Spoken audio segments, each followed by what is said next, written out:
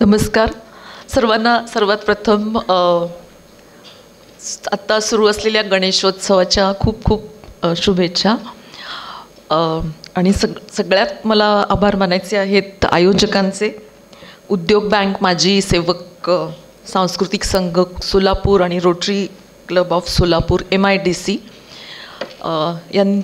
यांनी आयोजित केलेल्या ह्या कार्यक्रमात मला इथे बोलवलं, त्याबद्दल सुरुवातीला मला त्यांचे नक्कीच आभार मानायचे आहेत. कारण ह्या निमित्ताने सोलापूरकरांची वेगळी ओळख होण्याचा एक संधी मला मिळाली आणि ह्या निमित्ताने भेट झाली. ह्यापूर्वी मी 2दा सोलापूरला येऊन गेले होते, पण खूप वेळ नव्हता आणि आज मी दुपारी आले आणि मला असं वाटलं की वेळ खूप कमी पडला, कारण मधल्या 4 तासात इतक्या काही गोष्टी मी बघितल्या आणि इतक्या खूप छान लोकांना मी भेटले आणि मग मला असं वाटलं की अरे आपण खूपच कमी वेळ घेऊन आलो. त्यामुळे पुन्हा एकदा मला नक्कीच सोलापूरला यायला आवडेल.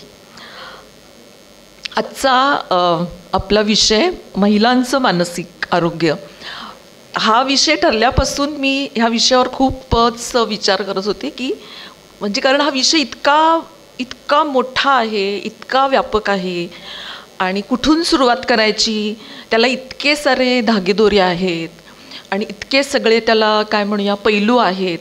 तर ह्याची सुरुवात कुठून करायची आणि कसा तो फ्लो असावा, नेमकं काय बोलायचं, अशा खूप विचारांमध्ये मी होते. आज सकाळीसुद्धा प्रवासामध्ये मी असा विचार करत होते की खरंच फक्त महिलाच येणार का ह्या कार्यक्रमाला. आणि इथे आल्यानंतर मला आत्ता मी जेव्हा इथे बसले आणि असं बघितल्यानंतर अतिशयच सुखद धक्का बसला मला की निम्म्या महिला आहेत आणि निम्मे पुरुष आहेत.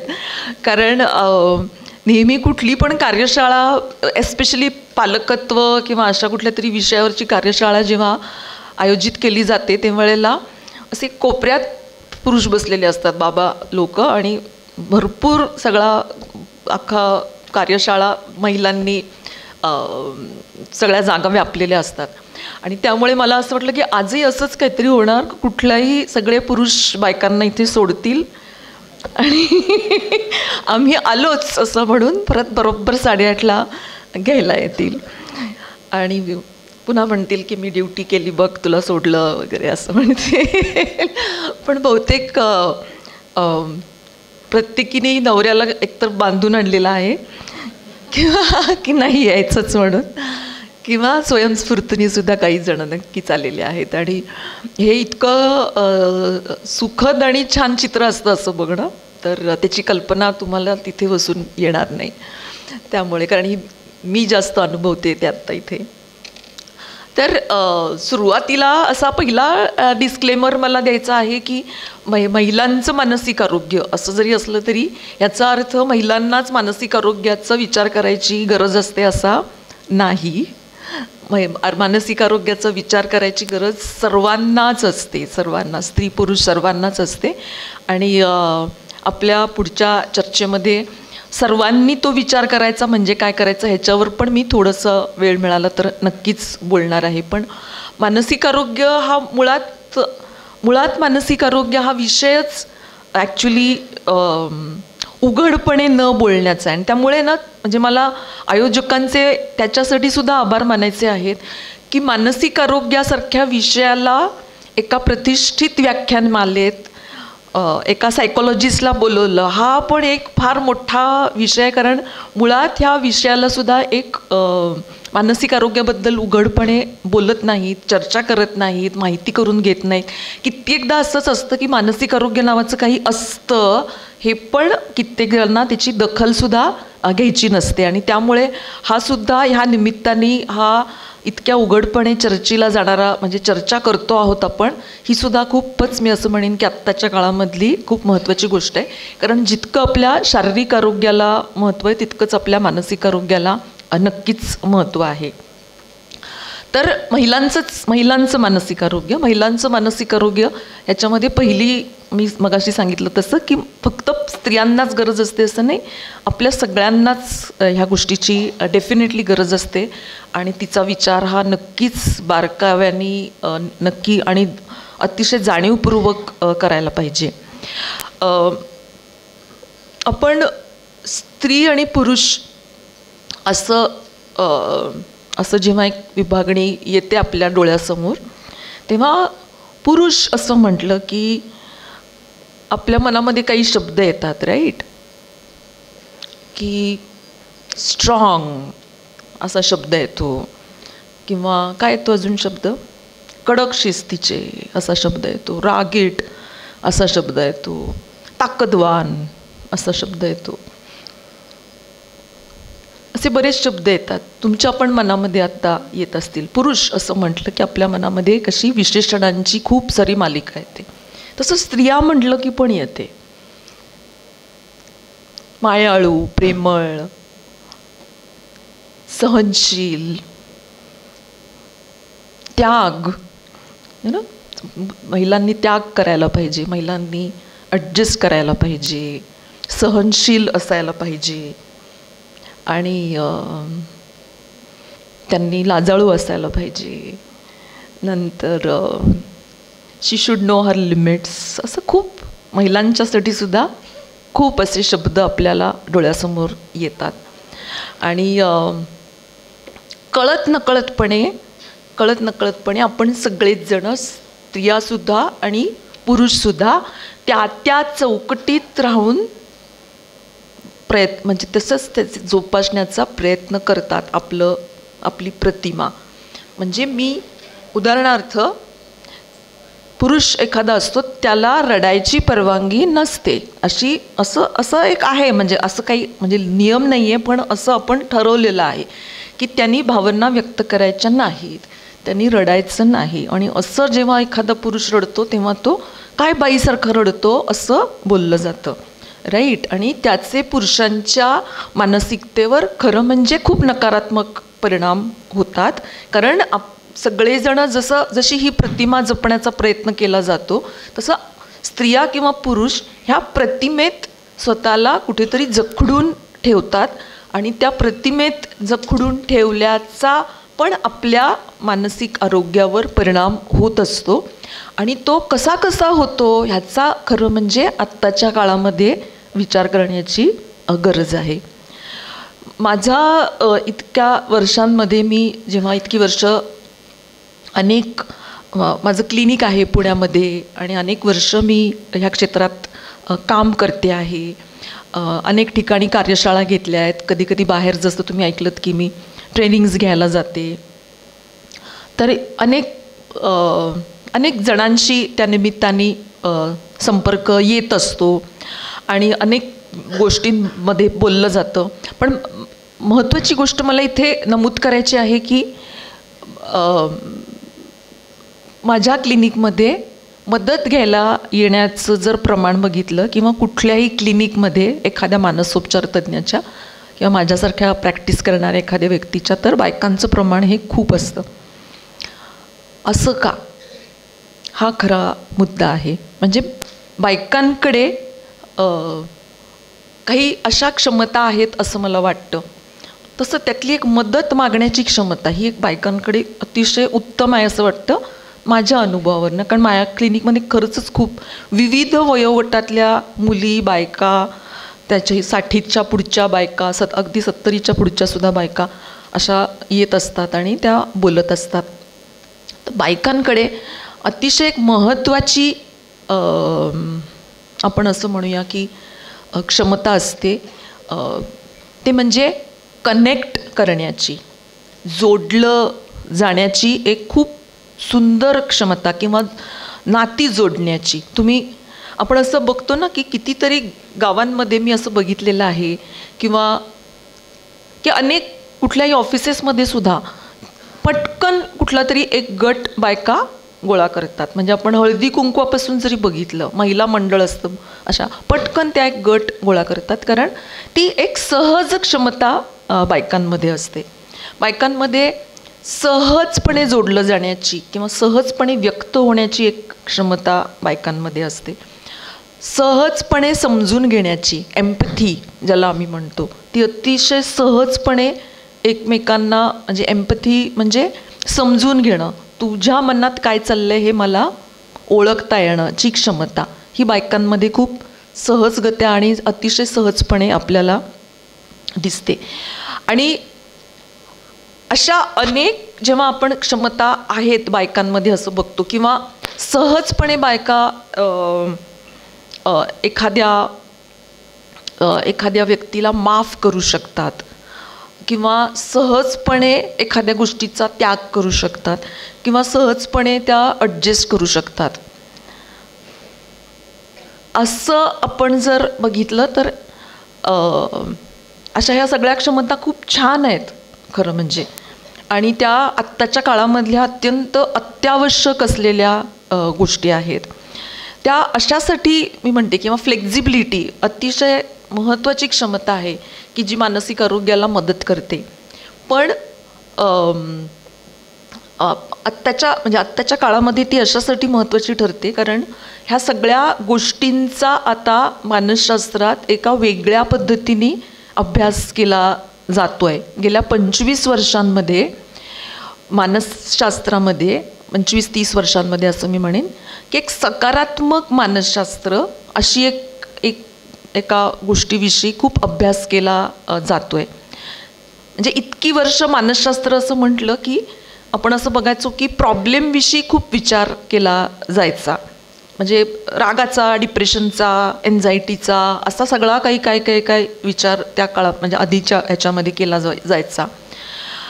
त्याला आपण असं म्हणूया की बिलो झिरो. ओके, गेल्या काही वर्षांमध्ये सकारात्मक मानसशास्त्रामध्ये आपल्या सगळ्यांची एक सकारात्मक सुद्धा बाजू आहे, आपल्या सगळ्यांची आहे, आपल्या सगळ्या म्हणजे आपल्या व्यक्तिमत्वामध्ये. जसं मी आत्ता सांगितलं की एखाद्या गोष्टीला धैर्याने सामोरं जाण्याची क्षमता ही एक सकारात्मक बाजू आहे. आनंद व्यक्त करण्याची किंवा आनंद अनुभवण्याची क्षमता ही एक सकारात्मक बाजू आहे. एखाद्या गोष्टीमध्ये टिकून राहणं ही एक सकारात्मक बाजू आहे. म्हणजे आपण ज्याला असं म्हणू की हे आपण सगळेजण नुकताच म्हणजे गेल्या 1-2 वर्षांपूर्वी करोना काळ अनुभवला, तर तो एका मानसिक पातळीवर सुद्धा आपण तिथे तगून राहणं ही एक सकारात्मक बाजू आहे. आणि गेल्या काही वर्षांमध्ये ह्या सकारात्मक बाजूचा अभ्यास ह्या सकारात्मक मानसशास्त्रामध्ये केला जातो. म्हणजे मानसशास्त्र असं म्हटलं की ते फक्त नकारात्मकच असतं असं नाही, तर ही सुद्धा एक खूप मोठी बाजू मानसशास्त्राची आहे की आपल्या सकारात्मक बाजूचा अभ्याससुद्धा कसा केला जातो. आणि म्हणून मी हे जे मगाचे जे सगळे पैलू सांगितले, हे सगळे पैलू त्या सकारात्मक मानसशास्त्राच्या दृष्टिकोनातून अतिशय महत्त्वाचे, अतिशय मदत करणारे, आपल्याला जगण्यामध्ये पुढे नेणारे असे सगळे ते पैलू आहेत. आणि हे सगळे पैलू बहुतांश स्त्रियांमध्ये आपल्याला दिसतात. ह्याचा अर्थ पुरुषांमध्ये नसतात असं नाही, पण आपण आत्ता महिलांच्या मानसशास्त्राविषयी बोलतोय म्हणून बहुतांश स्त्रियांमध्ये ते दिसतात. आणि हे सगळे दिसतात, पण आपण असं बघूया म्हणजे कितीतरी मी आता स्त्रिया आणि कितीतरी मी अशी उदाहरणं बघते, जसं पुण्यासारख्या किंवा मुंबईसारख्या शहरामध्ये हे खूप इथे सोलापुरात हे चित्र किती आहे मला माहिती नाही, पण पुण्या किंवा मुंबईसारख्या शहरामध्ये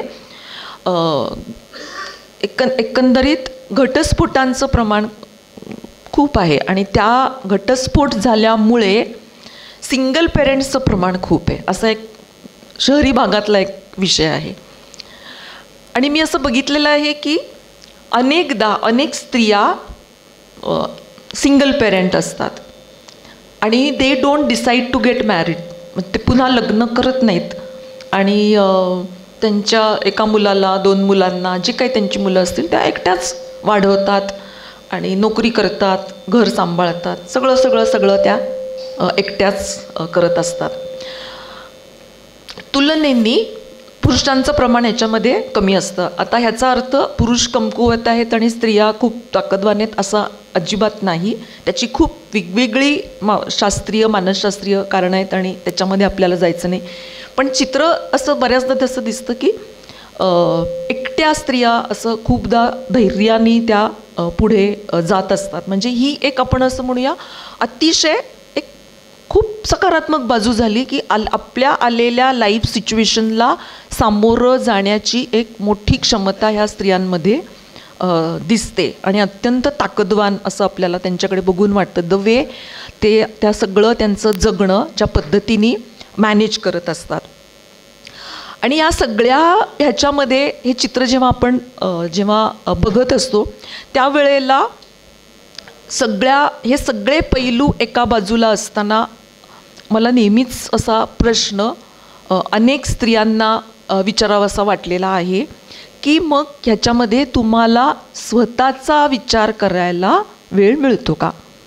तर ह्या प्रश्नाचं जेव्हा उत्तर मी अनेक वेगवेगळ्या क्षेत्रातल्या वेगवेगळ्या सिच्युएशनमधल्या बायकांना जेव्हा विचारलं तेव्हा माझ्या असं लक्षात आलं की त्यांच्याकडे त्याचं उत्तर नव्हतं, कारण त्यांनी तसा विचारच केलेला नव्हता. आता हे सिंगल पेरेंट हे खूप अगदी मी वेगळं उदाहरण दिलं, पण माझ्या क्लिनिकमध्ये येणाऱ्या 1-2 जणींचं मी उदाहरण देऊ शकेन किंवा मी पाहिलेल्या. कॉमनली बऱ्याच बायका जेव्हा येतात त्यावेळेला डिप्रेशन बायकांमध्ये खूपदा मला कॉमन आहे असं दिसतं, नैराश्याचा त्रास. आणि एका सर्टन एजमध्ये आल्यानंतर म्हणजे एक मुलं 10वी-12वीत आहेत, काही वेळेला त्या स्त्रिया काम करत असतात, काही वेळेला त्या होममेकर असतात, जे काही असेल ते, पण नैराश्याचा त्रास आणि काही करतच नाही आहे, स्वतःचं काही रुटीन नाही आहे. आणि आपण जर रुटीन विचारलं तर एक टिपिकल रुटीन असं सांगितलं जातं की मग सकाळी मला डबे करायचे असतात, मग ते करून मग मी कामाला जाते, मग ते झालं की मी संध्याकाळी येऊन परत स्वयंपाक करते. एक टिपिकल जे आपलं सगळ्यांचं रुटीन असतं तसंच रुटीन, त्याच्यामध्ये काही खूप वेगळं रुटीन आहे असं नाही. पण ह्या सगळ्या ह्याच्यामध्ये असं दिसतं की ह्या सगळ्याचं एक फ्रस्ट्रेशन आलेलं असतं, त्याच्यातनं एक नैराश्य आलेलं असतं. आणि आपण जर साधं असं म्हटलं की मग व्यायाम करायला नाही आहे का वेळ, आता काही व्यायाम कधी करतेस तू? नाही, त्याला मला वेळच नाही आहे. ह्या सगळ्या ह्याच्यामध्ये मी कधी व्यायाम करू, मला त्याच्यामध्ये हेच होत नाही. आणि मग मी सुरू करते 4 दिवस, पण मग 4 दिवसांनी तो माझा व्यायाम असाच काहीतरी राहून जातो. म्हणजे थोडक्यात हे सगळ्या डे टू डे लाईफमधली जी मॅनेजमेंट आहे ह्या सगळ्या ह्याच्यामध्ये आपण स्वतःला कुठेतरी बघायचं असतं, स्वतःकडे कुठेतरी लक्ष द्यायचं असतं, स्वतःला कुठेतरी आपण न्याय द्यायचा असतो किंवा आपलं जगणं शोधायचं असतं. हा विचार मी शहरी भागातल्या बायका बघितल्या आहेत, मी ग्रामीण भागातल्या बघितल्या आहेत, मी उच्च शिक्षित बघितल्या आहेत, मी ज्या फारशा शिकलेल्या नाहीत अशा बघितलेल्या आहेत.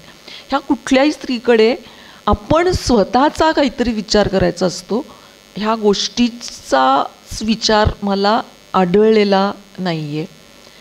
कारण ह्या सगळ्या जणी अख्खा वेळ फक्त मी सोडून अख्ख्या सगळ्या गोष्टींचा विचार करत राहतात की मग आता हे मुलाचं ते, नवऱ्याचं ते, मग अमुकचं ते, मग तमुकचं ते, मग माझ्या ऑफिसचं ते, मग ह्याचं ते. ती लिस्ट इतकी भली मोठी असते की त्या सगळ्या ह्याच्यामध्ये आणि स्वतःचा विचार म्हणजे असं काही खरं काही खूप काहीतरी मोठं करायचं असतं किंवा खूप काहीतरी जगणं शोधायचं वगैरे असतं असं नाही. आपण एक छोटासा व्यायाम केला तरी बास असतो, मला आवडणारं पुस्तक वाचलं तरीसुद्धा खूप इनफ असतं, एखादा कधीतरी मैत्रिणींबरोबर काहीतरी गप्पा मारल्या तरीसुद्धा ते खूप चांगलं असतं, एखादा छंद जोपासला तरीसुद्धा ते मोर दॅन इनफ असतं.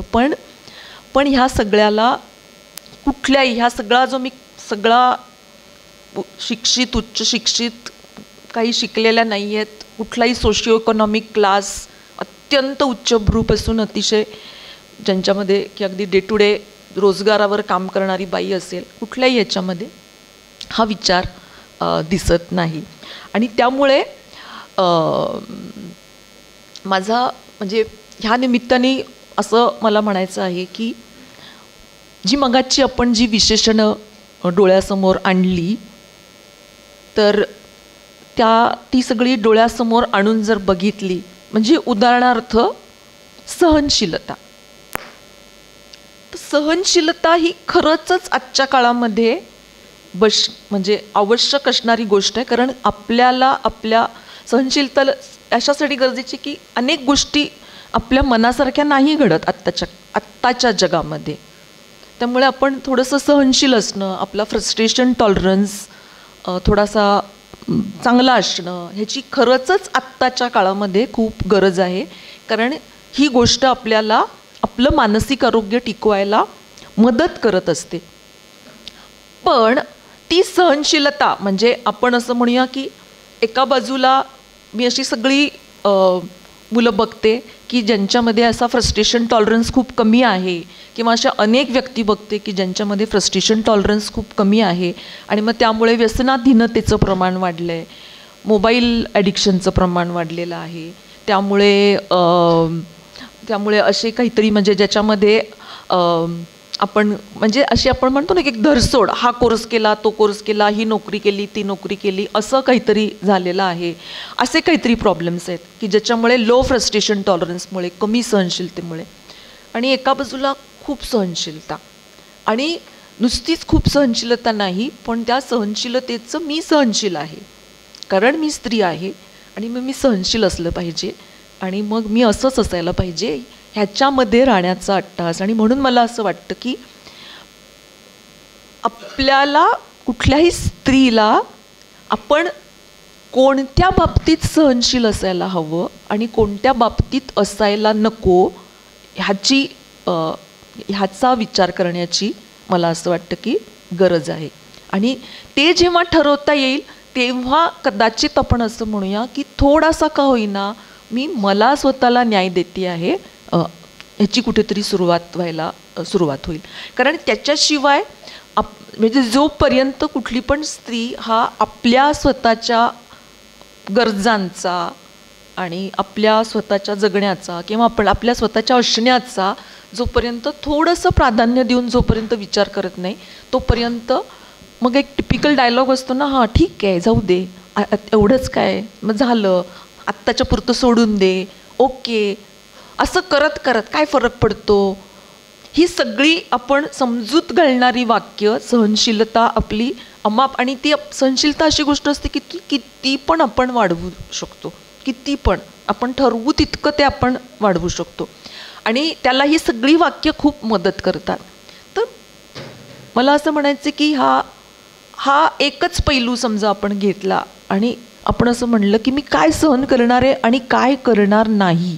ओके, तर काय करणार नाही असं जर विचार केला तर कदाचित खूप उत्तरं सापडतील. आणि माझं म्हणणं असं नाही आहे की त्यातली सगळेच्या सगळंच इम्प्लिमेंट करणं गरजेचं आहे, पण त्यातल्या 4 गोष्टी जरी आपण केल्या तरीसुद्धा मला थोडंसं बरं वाटेल. मला असं वाटेल की मी माझा विचार केला आहे. आणि त्यामुळे मानसिक आरोग्याच्या बाबतीत मला असं म्हणायचं आहे की आपल्याला कुठला पण आपला पैलू, कुठली पण आपल्या प्रतिमेला असलेली जी विशेषणं आपण लावून घेतलेली आहेत, ह्या प्रत्येक विशेषणाला एक कुठेतरी प्रतिप्रश्न करण्याची मला असं वाटतं की गरज आहे.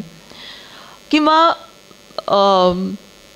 आपण असं म्हणतो की स्त्री आहे आणि स्त्रियांमध्ये प्रेम करण्याची अचाट क्षमता आहे. स्त्रिया अतिशय निरपेक्षपणे मुलांवर, घरावर, नंतर नवऱ्यावर, आपल्या मैत्रिणींवर अतिशय निरपेक्षपणे प्रेम करतात. उत्तम क्षमता आहे. प्रेम करणं ही खूप छान क्षमता आहे. प्रेम ॲक्च्युली आपल्याला बांधून ठेवतं, आपल्याला अटॅचमेंट निर्माण होते. प्रेमामुळे आपण जोडले जातो, त्याच्यामधनं नाती घट्ट होतात. असं खूप काय काय काय काय ह्या सगळ्या प्रेमाच्या ह्याच्यामध्ये होतं. आणि स्त्रियांमध्ये ही क्षमता अफाट आणि अचाट असते. पण त्याच्यामध्ये मग असं होतं की मग जबाबदारी सगळी जी व्यक्ती प्रेम करते तिच्यावर येते.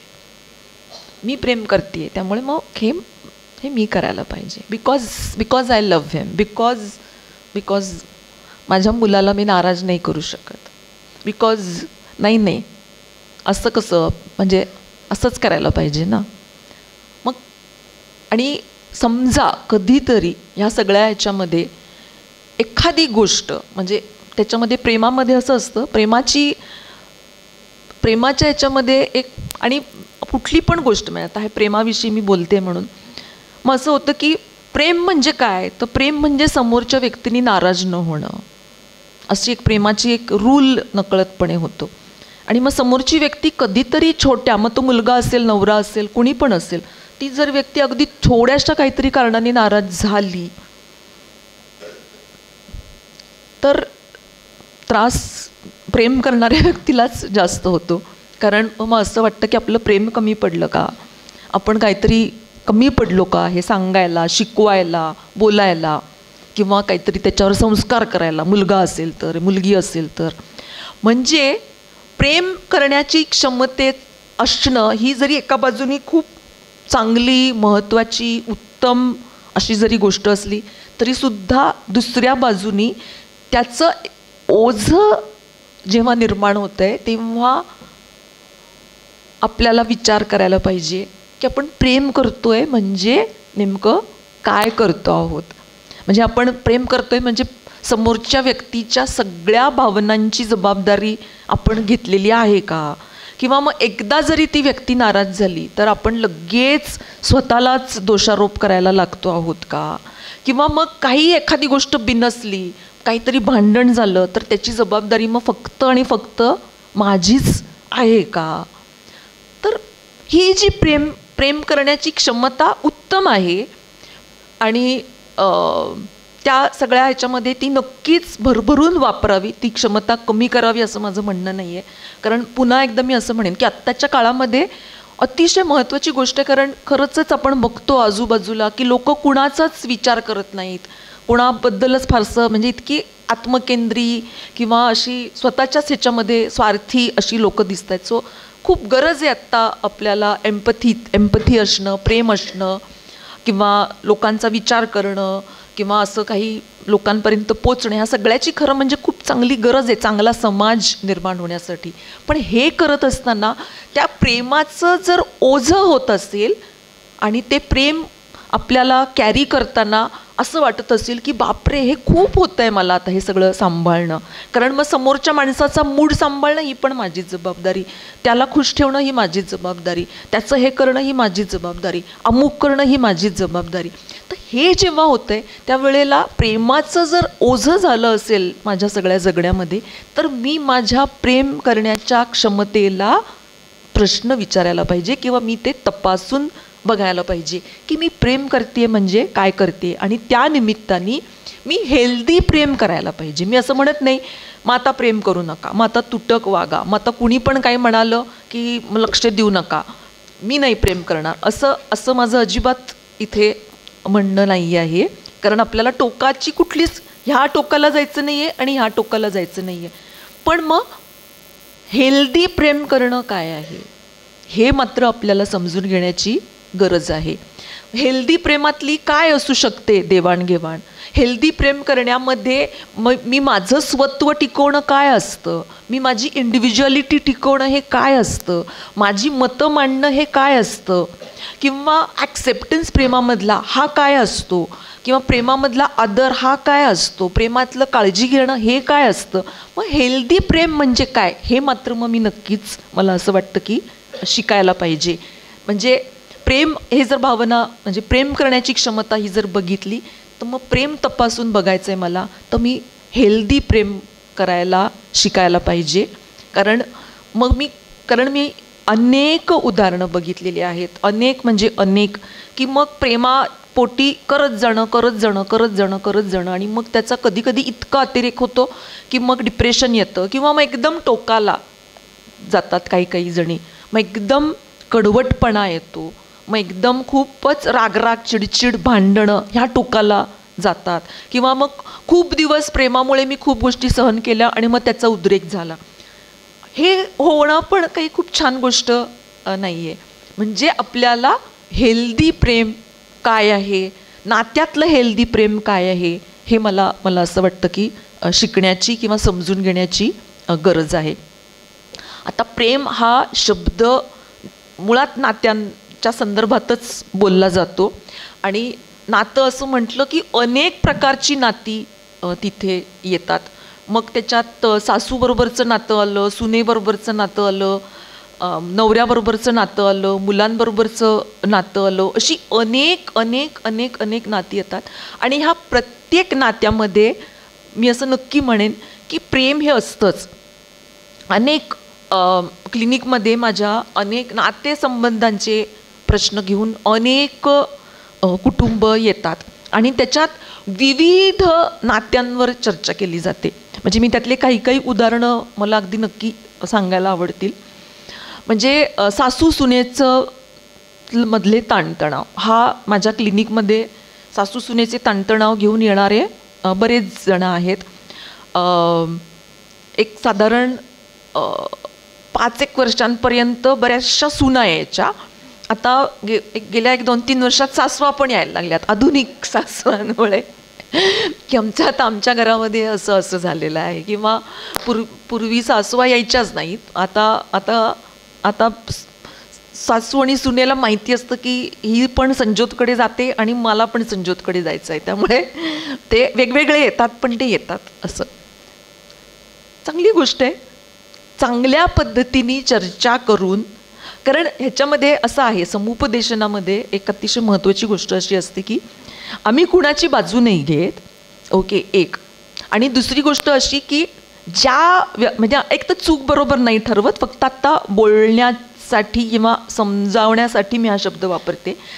त्या सगळ्या प्रोसेसमध्ये तुझं काय होतं आहे, तू कशी वागतेयस, हे ॲक्च्युली ह्याच्यावर जास्त चर्चा केली जाते. रादर दॅन म्हणजे बऱ्याचदा समजा जर सासूबाई आल्या तर सासूबाई आमच्या सूनबाई असं करतात तसं करतात, तिला हे नाही ते नाही, अमुक नाही तमुक नाही असं बोलतात. असं सगळं त्या बोलल्यानंतर मग मी त्यांना प्रश्न विचारते, मग तुम्ही काय करताय ह्याच्यामध्ये, तुम्हाला काय वाटतं की तुम्ही कुठली गोष्ट वेगळ्या पद्धतीने करू शकाल. हाच प्रश्न मी सुनेला विचारते की मग तू काय करणार आहेस वेगळ्या पद्धतीने, तुला जर असे खटके म्हणतात. आणि खूप मला इंटरेस्टिंग नातं वाटतं सासू सुनेचं, फारच असं वाटतं. म्हणजे त्याच्यात एक सटल ताण पण आहे, पण आपण जर असं खालच्या लेअरला गेलो तर प्रेम पण आहे, असं मी बघितलेलं आहे. म्हणजे वरकरणी खूप कदाचित असं आपल्याला ताण, म्हणजे त्यांना दोघींना असं आमचं काय पटत नाही असं जरी असलं तरी असं कधीतरी मी एक टेस्ट करायचं म्हणून म्हणते, मग तुम्ही राहा ना, सेपरेट राहा की, कशाला एकत्र राहताय. म्हणजे मी असं सुचवत नाही कुणाला, दॅट इज अ स्ट्रॅटेजी म्हणते. त्याला त्या नकार देतात दोघीजणी, ही गंमत आहे. नाही, आम्हाला सेपरेट नाही राहायचं आहे. किंवा मला जर उद्या काही झालं तर, म्हणजे मला जर ताप आला तर त्याच मला कॉफी करून आणून देतात, किंवा मी जर काहीतरी आजारी पडले तर तीच मला दवाखान्यात घेऊन जाते. तर हे सगळं असतं. आता हे सगळं प्रेमच आहे, हे सगळं प्रेमच आहे असं मी म्हणेन. तर आपण म्हणजे वेगवेगळ्या नात्यांमधले प्रेम, तर प्रेम आलं की प्रेमाचा गुंता हा असतोच. म्हणजे सासू सुनेचं नात्यामध्ये प्रेम आहे, त्या नात्याचा गुंता हा एक असा मी जसा बघितला आत्ता थोडक्यात सांगितला की हे असं असतो. पेरेंट आणि काय म्हणायचं, म्हणजे आई आणि मुलं, आता किंवा पेरेंट आणि चाइल्ड, पालक आणि मुलं यांच्यामधलं प्रेम. ओके, तिथे अजून एक वेगळी देवाणघेवाण आहे. ओके, म्हणजे कारण तिथे चॅलेंजेसच वेगळे आहेत. म्हणजे मूल काय म्हणायचं, अगदी एक छोटं 1 दिवसाचं बाळापासून ते 18 वर्षाचं मूल होईपर्यंतचा एक मोठा प्रवास असतो, आणि 18 वर्षाच्या मुलापासून पुढचा अजून एक वेगळा प्रवास असतो. पण ह्या सगळ्या ह्याच्यात पेरेंटच राहतात आणि त्यांना मुलाच्या जडणघडणीप्रमाणे बदलावं लागतं. मग तिथे काय होतं, म्हणजे तिथे मोस्ट ऑफ द प्रॉब्लेम, मुलगा 18 वर्षाचा आहे पण आई मात्र मुलावर 10 वर्षासारखं प्रेम करते, तेव्हा प्रॉब्लेम होतो. ती अजूनही मुलाला 10 वर्षाचंच समजते.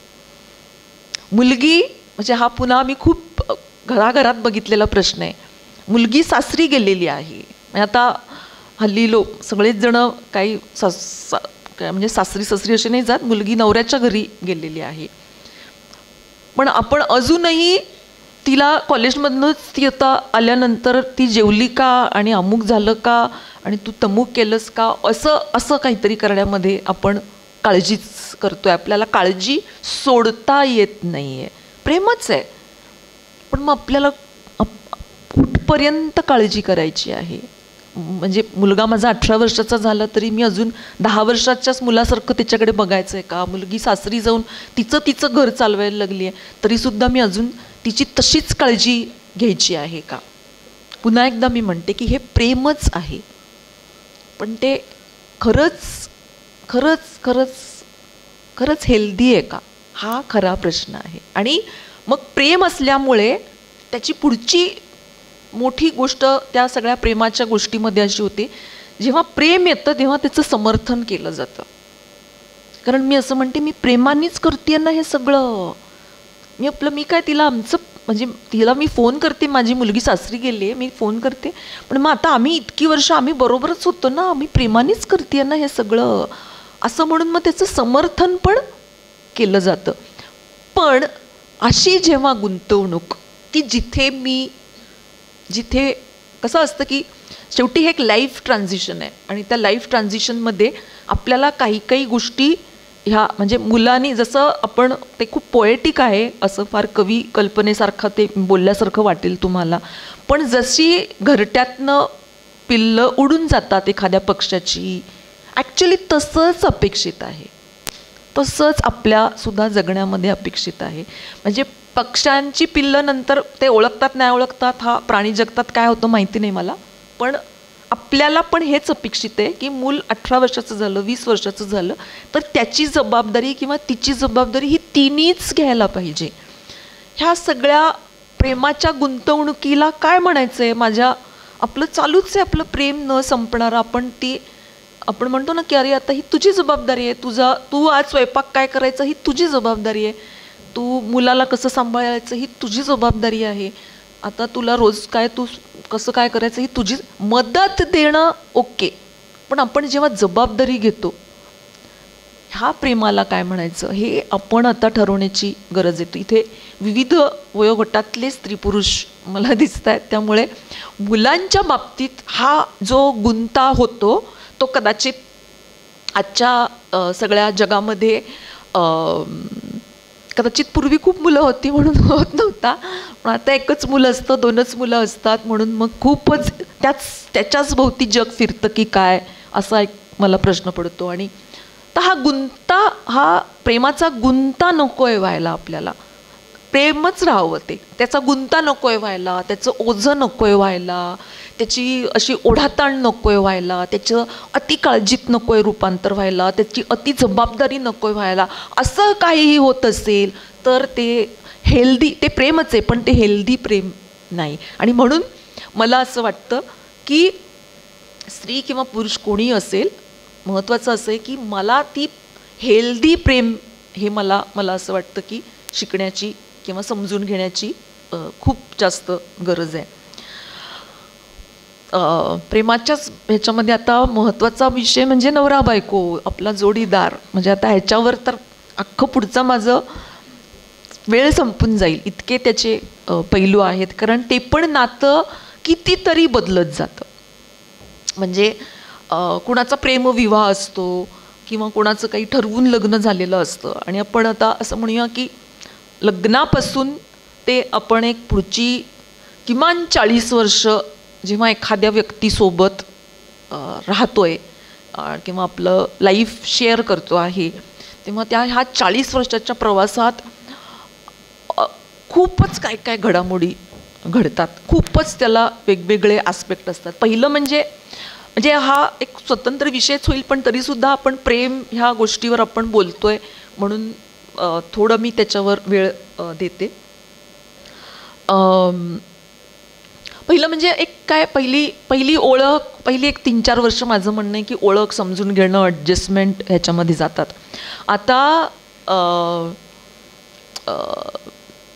ॲडजस्टमेंट ह्या विषयाकडे मी थोडं नंतर येते, पण ह्या नात्यामध्ये मला असं वाटतं की खूप जास्त ओळख होते, खूप जास्त, आणि खूप दोन्ही व्यक्ती एकमेकांच्या समोर, म्हणजे एका लिमिटनंतर 24 तास जेव्हा 2 व्यक्ती एकत्र राहतात त्यावेळेला त्यांना काही हाईड होऊच शकत नाही. म्हणजे छोट्या छोट्या सवयींपासून आपल्या सगळ्या स्वभाव, दोष आणि गुण, म्हणजे रादर मी दोष असं म्हणेन की जे दिसले नसतात ते हळूहळू कळत जातात, आणि you get to know each other. आणि ह्या सगळ्या नवरा बायकोच्या ह्या सगळ्या नात्यामध्ये पुन्हा एकदा प्रेमाची ती व्याख्या आणि ते कसं असायला पाहिजे, कारण ते असं वेगवेगळ्या रोल्समध्ये ते होत जातं. म्हणजे पहिल्यांदा लग्न होतं, मग मुलं होतात वगैरे वगैरे, हे सगळे रोल्स पण ह्या सगळ्या याच्यामध्ये बदलत जातात. आणि ते एका बऱ्याच ट्रान्झिशनमधनं हा सगळा प्रवास नवरा बायकोच्या नात्याचा होत असतो. तर ह्या सगळ्या प्रवासामध्ये प्रेमाच्या व्याख्या तशा तशा बदलत जायला पाहिजेत खरं म्हणजे एक. आणि दुसरी गोष्ट अशी की ह्या नवरा बायकोच्या किंवा जोडीदार बरोबरच्या नात्यातलं एक महत्त्वाचा शब्द मला असं वाटतो तो म्हणजे ॲक्सेप्टन्स. आपण खरंच किती एकमेकांना ॲक्सेप्ट केलेला आहे हा खरा त्यातला महत्त्वाचा मुद्दा आहे. आणि त्याच्यामध्ये आपण तिसरी गोष्ट अशी की काहीही झालं तरी एकमेकांना समजून घेणं आणि एकमेकांसाठी काही गोष्टी बदलणं ही सुद्धा एक ह्या सगळ्या काळामधली एक गरज असते. आणि पती पत्नीच्या नात्यामधले संवाद हा सुद्धा एक खूप महत्त्वाचा विषय असतो. आणि पाचवा महत्त्वाचा मुद्दा असा की ते एक स्त्री पुरुषांचं नातं आहे. आणि मगाशी आपण जे सगळे शब्द वापरले की स्त्री म्हणून काय किंवा पुरुष म्हणून काय आणि मी पुरुष म्हणून असा आहे किंवा, तर ते सुद्धा मुद्दे खूप ह्याच्यामध्ये परिणाम करणारे ठरत असतात. म्हणजे ह्या नात्याचा जर आपण असं बघितला तर असा आवाका खूप मोठा आहे. पण तिथे सुद्धा मी असं म्हणेन की आपल्यामध्ये प्रेम आहे. आणि म्हणजे कारण ते प्रेम बदलत जातं. जे अतिशय नवीन जोडपं असतं त्यांचं प्रेम खूप वेगळं असतं आणि जे 50शीत 60ीत किंवा ज्यांच्या लग्नाला 40-50 वर्ष झाली त्यांचं प्रेम अजून वेगळं असतं, 25 वर्ष झाली त्यांचं अजून वेगळं असतं. सो ह्या सगळ्या ह्याच्यामध्ये पती पत्नीला मी हे नक्की सांगेन, बरेच कपल्स पण इथे आलेले दिसत आहेत, तर आपल्यात प्रेम आहे म्हणजे काय आयुष्याच्या ह्या टप्प्यावर. ओके. आणि दुसरी गोष्ट अशी की हे संवादाने बोलायला पाहिजे. मी असं बघते काही वेळेला बऱ्याच जोडप्यांमधला संवाद हा कालांतराने कधी कधी हरवला पण जातो, ते बोलतच नाहीत. तर त्यामुळे हा पती पत्नींचं नातं हा एक खूप मोठा विषय आहे. तो खूप थोडक्यात मांडण्याचा मी प्रयत्न करते. पण संवाद आपल्यामध्ये आहे का, हा एक की आपल्यामध्ये मैत्री आहे का, आणि आपल्यामध्ये तुमच्या लग्नाला 10 वर्ष झाली असतील, 15 वर्ष झाली असतील किंवा 20 वर्ष झाली असतील किंवा 25 वर्ष झाली असतील, तर मी असं तुम्हाला इथे आलेल्या सगळ्या जोडप्यांना हा एक्झरसाइज देते की आपल्यात प्रेम आहे म्हणजे काय आहे हे तुम्ही बोलायला पाहिजे एकमेकांशी. आपण एकमेकांवर प्रेम करतो म्हणजे काय करतो. आपण ज्या वेळेला लग्न तुम्ही केलं त्यावेळेला काहीतरी एकमेकांना अपेक्षा सांगितल्यात. आता 15 वर्षांनी त्या अपेक्षा नक्की बदललेल्या असणार आहेत. ह्याच्यावर बोलायला पाहिजे की मला आता तू हे करणं अपेक्षित आहे किंवा मला आता तुझ्याकडनं अमुक एक गोष्ट अपेक्षित आहे, जी काही असेल ती. तर ते मला असं वाटतं की असं दर 2 वर्षांनी 3 वर्षांनी प्रत्येक पती पत्नींनी हा एक एक्झरसाइज करायला पाहिजे की आता आपल्यात प्रेम आहे म्हणजे नेमकं काय आहे, आपण एकमेकांकडे कसं बघायला पाहिजे. आणि अतिशय हे करणं इतकं महत्त्वाचं आहे ह्या नात्याची क्वालिटी टिकवून ठेवण्यासाठी. कारण म्हणजे तुम्हाला असं म्हणेल की काय बोलते आहे की जेव्हा दीर्घकाळ आपण एकाच व्यक्तीबरोबर राहतो आहोत आणि मला आता माहिती आहे की ही व्यक्ती अशी करणार आहे तशी करणार आहे, तर त्या नात्यामध्ये एक मोनोटोनी येते. आणि ती येते, that is a part of the process. तुम्हाला एका लिमिटनंतर कधी कधी आता कंटाळा पण येतो, कारण मला माहितीच आहे की ही व्यक्ती आता अशी वागणार आहे. तर तो कंटाळा येऊन द्यायचा नसेल आणि आपल्या नात्यातलं ते जिवंतपणा टिकवायचं असेल, ती केमिस्ट्री तशीच वर्क करायची असेल, त्याच्यामध्ये एक असं काहीतरी एक इंटरेस्टिंग देवाणघेवाण व्हायची असं जर वाटत असेल, तर ते नातं छान ठेवण्यासाठी खूप एफर्ट घेण्याची गरज असते. आणि नेमकं मला असं वाटतं की सगळ्यात गृहीत धरलेलं नातं ते हे आहे, आता आपण नवरा बायको आहोत, बस संपलं. मग त्याच्यानंतर ह्या नात्याकडे लक्षच दिलं जात नाही असं वाटतं मला. म्हणजे मी इतके माझ्याकडे नवरा बायकोच्या नात्यांमधले प्रश्न घेऊन इतकी कपल्स येतात आणि मला म्हणजे मी जसं 10 कपल्स जर माझ्याकडे आली तर म्हणजे आता मी माझ्याकडे आलेल्या स्टॅटिस्टिक्सप्रमाणे सांगते. आता हल्ली असं खूप म्हणतात कुणाचे असे खूप काय काय, आपण असे एक्स्ट्रीम प्रॉब्लेमवाले संभाव माझ्याकडे नाही आले. खूप लोक माझ्याकडे आलेल्या ह्याच्यापैकी 7 ते 8 लोकांना नातं गृहीत धरल्यामुळे आलेले प्रॉब्लेम्स जास्त होते. कारण मग ते लक्षच देत नव्हते, त्यांनी एकमेकांना गृहीत धरलं होतं, त्यांनी त्यांच्यातला संवाद हरवला होता, मोनोटोनी आलेली होती, किंवा असं एकमेकांच्या विषयीचा आपण लक्ष न दिल्यामुळे राग येत होता. असं खूप काय काय गोष्टी होत्या. आणि ह्या जशा जशा त्याच्यावर थोडं थोडं थोडं थोडं थोडं थोडं त्या व्यक्ती काम करत गेल्यानंतर त्यांना पुन्हा एकदा तो नात्यामधला कनेक्ट सापडायला लागला आणि तो हळूहळू हळूहळू तो स्ट्रेंथन करण्याचे काही मार्ग शोधता त्यांना आले. पण हे नातं खरंच खूप अवघड आहे, जे खूपच आपण ज्याच्याकडे लक्ष दिलं जात नाही, बघितलं जात नाही. आणि ते जर आपण दिलं तर कदाचित ह्या नात्यामध्ये वेगळे पैलू समोर येतील.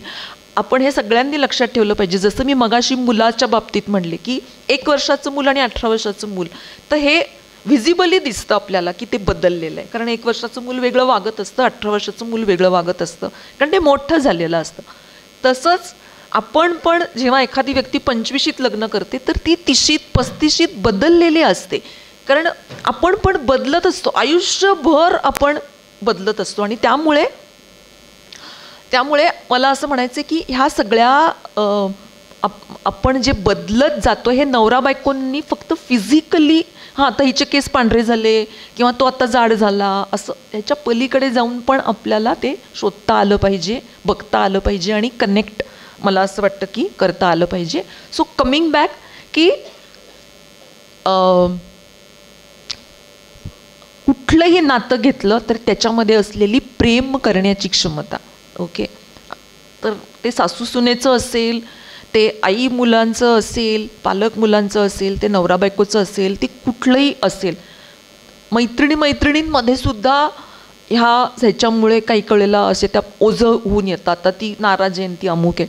तर त्यामुळे ही प्रेम करण्याची क्षमता हा जो ह्यातला भाग आहे, तर मला हेल्दी प्रेम हे समजून घेता येणं हे मला असं वाटतं की खूप जास्त महत्त्वाचं आहे. आणि त्या प्रेम करण्याच्या क्षमतेला धरूनच पुढचा मुद्दा जो मला असं वाटतो की मग नकळतपणे नात्याची जबाबदारी घेतली जाते. म्हणजे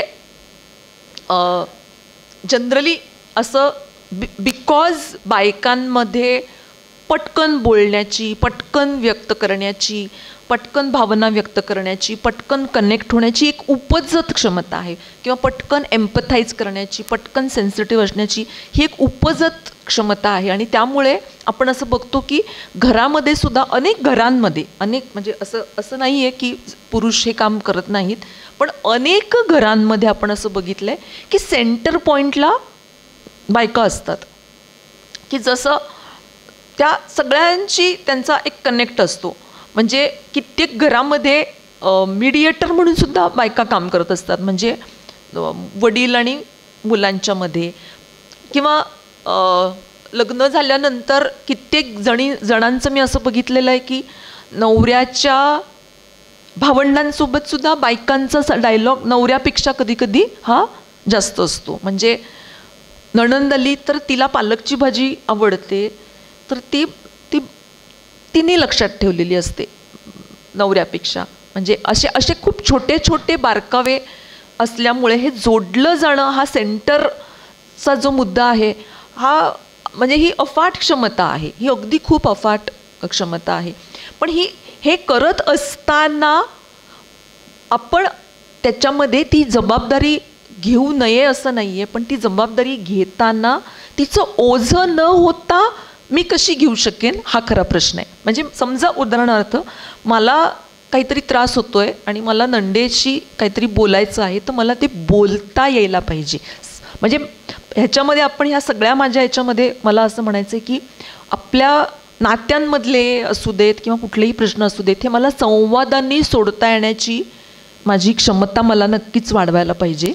आणि ते संवादांनी जर मला सोडवता येण्याची क्षमता मी जर वाढवली तर हे प्रेम करणं असेल किंवा ही जबाबदारी घेणं असेल, नात्यांची जबाबदारी असं मी म्हणते आहे, ह्याच्यावर जास्त चांगल्या पद्धतीने काम करता येऊ शकेल. म्हणजे मी कित्येक मगाशी उदाहरण दिलं की सासूसुनांच्या कुठल्याही वादामध्ये आणि ताणामध्ये बसून बोललं आणि एकमेकींना जर काही गोष्टी कन्व्हे करता आल्या तर खूप प्रश्न खरं म्हणजे हलके होणार आहेत. बरं, दुसरी गोष्ट अशी की दोघी बायकाच आहेत, त्यामुळे दोघींकडे बोलण्याची क्षमता चांगली असणारच आहेत, पण ते योग्य पद्धतीने बोलण्याची क्षमता निर्माण करणं हा सुद्धा यातला मला असं वाटतं की एक महत्त्वाचा मुद्दा. आणि त्यामुळे ज्या वेळेला नात्यांची जबाबदारी, नातं टिकवण्याची जबाबदारी आपल्याला हळूहळू, म्हणजे आता मी किती घेते तर मला माझ्या मुलांनाही शिकवता आलं पाहिजे की नात्याची जबाबदारी घेणं म्हणजे काय, आणि ती घेताना पुन्हा एकदा त्याचं ओझं मला व्हायला नको आहे. हा यातला मी असं म्हणेन की महत्त्वाचा मुद्दा आहे. पुढचा मुद्दा मला जो दिसतो आणि तो खूपच मला महत्त्वाचा वाटतो ते म्हणजे की ॲडजस्ट करण्याची क्षमता. तर कुठलाही आपल्याला म्हणजे एस्पेशली लग्नापासून असं खूप म्हटलं जातं की लग्न झालं की ॲडजस्ट करायचं असतं. तर एक तर पहिली गोष्ट अशी की लग्न झाल्यानंतर माझं असं अजिबात मत नाही आहे की फक्त मुलींनाच ॲडजस्ट करायला लागतं. मला असं वाटतं की अख्ख्या कुटुंबाला ॲडजस्ट करायला लागतं. म्हणजे ज्या कुटुंबात ही मुलगी येते त्यावेळेला घरातले सगळेच जणं खूप काहीतरी एक बदल झालेला आहे. बदल असा कुठेही बदल झाला की त्याला ॲडजस्टमेंट हा शब्द येतोच. म्हणजे बदल कुठलाही झाला की आपल्याला ॲडजस्ट हे करावंच लागतं. सो लग्न झाल्यानंतर खूपदा असं तो ॲडजस्टमेंट हा शब्द असा चिकटला जातो. हाच संस्कार करून कित्येकदा सांगितलं जातं की आता लग्न झालं आहे आणि लग्न हे फक्त ॲडजस्टमेंटवरच टिकतं किंवा लग्न हे फक्त ॲडजस्टमेंटमधनंच सांभाळलं जातं किंवा तुलाच ॲडजस्ट करायचं आहे, असं सुद्धा एक ह्या सगळ्या ह्याच्यामध्ये मला असं वाटतं की शिकवलं जातं अगदी लहानपणापासून. ह्या ॲडजस्टमेंटच्या सगळ्या ह्याच्यामध्ये एखादी व्यक्ती ॲडजस्टमेंट करते म्हणजे नेमकं काय करत असते तर म्हणजे ती ह्या सगळ्या आपल्या ज्या सवयी असतात, सगळं आपले जे स्वभाव असतात, सगळं आपलं जे वागणं असतं, सगळ्या आपल्या ज्या प्रायोरिटीज असतात, ह्या कुठल्या तरी आणि असलेल्या ज्या डिमांड असतात ह्या कुठेतरी त्याचा एक काय म्हणूया आपण, मी असं म्हणणार नाही सुवर्ण मध्य, पण त्याच्यामध्ये काहीतरी तडजोड शोधण्याचा प्रयत्न करते. म्हणजे उदाहरणार्थ की एखादी मला सवय आहे कॉफी पिण्याची उदाहरणार्थ, आणि घरात सगळे चहा पित आहेत, तर मग एखादी स्त्री असं ठरवते की मग जाऊ द्या आता मी चहाच प्यायला लागते. ही एक तिने शोधलेली ॲडजस्टमेंट. म्हणजे हे असं करावं असं माझं म्हणणं नाही आहे, पण अशा पद्धतीचं काहीतरी एक ॲडजस्टमेंट शोधली जाते की सगळ्यांसाठीच आता चहा होतो आहे का, मग माझ्या एकटीसाठी कशाला, मग मी आता चहाच प्यायला लागले, लग्नानंतर मग मी चहाच प्यायला लागले, एक ॲडजस्टमेंट. ओके, असं खूप बारीक सारीक ह्याच्यात ॲडजस्टमेंट केली जाते. ॲडजस्टमेंट करताना मला फक्त एवढंच म्हणायचं आहे की आपण काय ॲडजस्ट करतो आहोत आणि आपण ते का करतो आहोत, आणि ती ॲडजस्टमेंट केल्यामुळे मला असं वाटतं आहे का की मी माझ्या कोअरला कुठेतरी धक्का लावलेला आहे. म्हणजे मला असं वाटतं का की ह्या सगळ्या ह्याच्यामध्ये मी इतकी ॲडजस्टमेंट केली की मी स्वतःलाच हरवून बसलेली आहे. अशा पद्धतीची ॲडजस्टमेंट माझ्याकडनं केली जात आहे का, हा प्रश्न मला असं वाटतं ॲडजस्टमेंटच्या ॲबिलिटीबाबत विचारण्याची गरज आहे. कारण आपण जर ॲडजस्ट करायला लागलो आणि मग मी हे सोडून दिलं ते सोडून दिलं, मी आता चहा पित होते तर कॉफी प्यायला लागले, मी अमुक करत होते तर मी ते करायला लागले, मी हे करायला लागले ते करायला लागले, असं आपण करत गेलो तर आपण त्याच्यामध्ये स्वतःला हरवून बसतो आहोत का, हा खरा म्हणजे ह्याच्यामधला प्रश्न आहे. आणि तो जर आपण हरवून बसत असू तर त्या ॲडजस्टमेंटला आपल्याला नक्कीच मी असं म्हणेन की प्रश्न विचारता आले पाहिजे की मी काय ॲडजस्ट करते आहे, मी का करते आहे, आणि ते करताना मी माझ्यातलं मी कुठेतरी हरवून बसते आहे का. आणि तसं जर मला वाटत असेल तर मी माझ्या ॲडजस्टमेंटला मी कुठे मला मर्यादा घालायला पाहिजेत किंवा कुठे मी स्वतःला बदलायला पाहिजे किंवा कुठे मी स्वतःला कुठे ॲडजस्ट करायला पाहिजे आणि कुठे नाही करायला पाहिजे हे मला ठरवता मला असं वाटतं की यायला पाहिजे. आणि त्यामुळे असं म्हणजे हा जो एक फ्लेक्झिबिलिटी ॲडजस्टमेंट कुठली लोकं करतात की जी खूप फ्लेक्झिबल असतात. आणि म्हणून फ्लेक्झिबल असणं हे खूप सुंदर आहे, कारण फ्लेक्झिबल असणं हे आत्ताच्या जगात उपयोगी पडणारी गोष्ट आहे. पण एका बाजूला खूप फ्लेक्झिबल असणं आणि एका बाजूला खूप रिजिड असणं, म्हणजे काही लोक अत्यंत हट्टी दुराग्रही असतात, मी म्हणते तसंच काही झालं तरी मला हे पाहिजे म्हणजे पाहिजेच. आणि एका बाजूला तू म्हणशील तसं किंवा बरं आता आपण असं करूया. तर टू फ्लेक्झिबल अत्यंत अतिलवचिक असणं आणि अति असं रिजिड असणं, ओके, ह्या दोन्ही गोष्टी परवडणाऱ्या नाही आहेत. आपण अतिलवचिक आहोत का किंवा आपण अति रिजिड आहोत का असा जर प्रश्न केला तर आपण खूप जास्त ॲडजस्ट करत असू तर आपण खरंच अतिलवचिक आहोत, म्हणजे आपण स्वतःचा विचार कुठेच करत नाही आहोत. आणि मग तो कुठेतरी करण्याची मला असं वाटतं की गरज आहे. मगाच्या त्या इंट्रोडक्टरी याच्यामध्ये ते असं म्हणाले की मल्टीटास्किंग हा एक बायकांचा काय म्हणूया गुणधर्म आहे. ओके. आणि खरं आहे बायका खरंच मल्टीटास्किंग करू शकतात. म्हणजे त्या मैत्रिणीशी फोनवर बोलतील, त्याच वेळेला स्वयंपाक करतील, त्याच वेळेला मुलाचं काहीतरी करतील, त्याच वेळेला असं खूप काय काय करू शकतात. पण पुरुष त्या मनाने करू शकत नाहीत. आणि ही खरी गोष्ट आहे. पुन्हा एकदा की ह्याच्यामध्ये कोणी श्रेष्ठ किंवा काय असं काही आपण ठरवत नाही आहोत. पण पुन्हा एकदा मी मल्टीटास्किंग करण्याचे तोटे तुम्हाला माहिती आहेत का असं मी प्रश्न विचारेन. मल्टीटास्किंग कधी करावं कधी करू नये असे. मुळात मल्टीटास्किंग करणं हे आपल्या मेंदूवर खूप ताण निर्माण करणारी गोष्ट असते. आणि त्यामुळे मल्टीटास्किंग खरंच आपल्याला येतं म्हणून किती करावं हा सुद्धा खूप मोठा प्रश्न आहे. कारण मल्टीटास्किंग केलं की स्ट्रेस पण खूप वाढतो. म्हणजे पुन्हा एकदा आपल्या मानसिक आरोग्यावर त्याचा मी असं म्हणेन की खूप जास्त परिणाम होतो. नंतर अजून एक बायकांमध्ये दिसणारी खूप मला इम्पॉर्टंट गोष्ट वाटते म्हणजे कमिटमेंट. एक कुठली तरी गोष्ट ठरवली की ठरवली. आणि उदाहरणार्थ आता त्यांनी देवाला कमिटमेंट दिली की मी हे उपास करणार तर करणार, काही होऊ दे, माझी तब्येत बरी असू दे नसू दे, हा उपास मी करणार म्हणजे करणार. तुम्ही मला काही पण सांगा, अगं कालच सोमवार होता, आज चतुर्थी नको करू, नाही आज अंगारकी आहे त्यामुळे मी करणार म्हणजे करणार. ओके. अशी कमिटमेंट त्यांनी देवाला दिलेली असते. अशी कमिटमेंट त्यांनी अनेक कुणाला दिलेली असते. पण देवाला दिलेली असते हे मी अनेक बायकांमध्ये बघितलेलं आहे. आणि मग हा उपास तो उपास हे ते निर्जळी उपास, मग कुणीतरी सांगितलं म्हणून उपास, इतकी कमिटमेंट की मग त्याच्यामध्ये आपण स्वतःकडे लक्ष देत नाही. कारण गॉड को कमिटमेंट दिया आहे. आणि मग तो कुठला तरी एक डायलॉग आहे ना की एक बार मैंने कमिटमेंट में दे दी तो मैं किसी की खुद की भी नहीं सुनता, असा एक कुठला तरी डायलॉग आहे तसं काहीतरी. सो कमिटमेंट पुन्हा एकदा कुठला पण आपला कुठलाही रोल असू दे,